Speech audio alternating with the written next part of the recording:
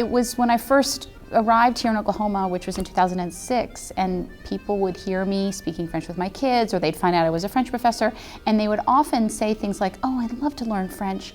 Can I take your class?" And a 4-hour academic course is just a really challenging way for an adult to learn a foreign language. It's not really the appropriate venue for them.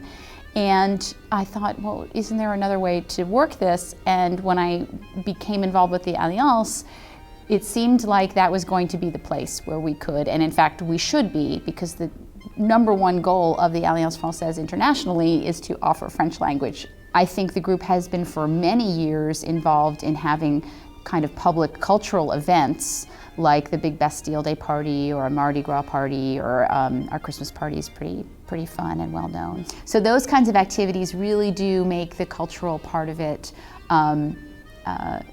accessible and fun, and you don't have to speak French to enjoy French wine and cheese or folk dancing or other kinds of activities. I serve with Kathy on the board of the local Alliance Francaise, and Kathy for the past year has been president of the board. Anyone who knows Kathy knows that she's enthusiastic about France, about French language and culture, and Kathy as a leader, however, anyone who's worked with her in that capacity knows that her enthusiasm is focused. It's a focused energy, and she is able to assign tasks, motivate people to accomplish the tasks, and then in a polite but direct way make sure that they stay on task. So the Alliance Francaise supports the Eleanor Kirkpatrick Franco-American Fellows program, and we're entering our 3rd year. And the brainchild of this came from a board member a few years ago who wanted to try to do something to honor Eleanor Kirkpatrick, who in fact was one of the founding members of the Alliance Francaise in Oklahoma City. So what a wonderful way to honor her, to try to do something that would be educational and cultural.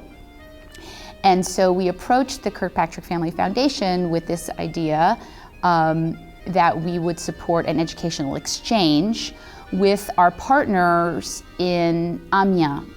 And the Picardy region and the Amiens region north of Paris have established since 2006, I believe, the Memorandum of Understanding that these two educational entities will work together. We have a very unique partnership here. In most of the other states, they simply work through the State Department of Education. But we had an opportunity when the Alliance Francaise came to my office and asked, would you help us formulate how we could send students, and could we define what roles the Alliance is going to have and what the State Department is going to have? I said, yes, I'd love to do that.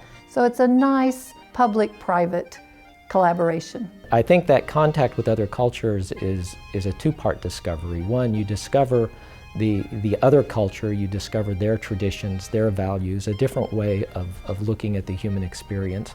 But you also discover something about yourself. Vive la France, vive les États-Unis, vive l'amitié franco-américaine, et félicitations, Kathy.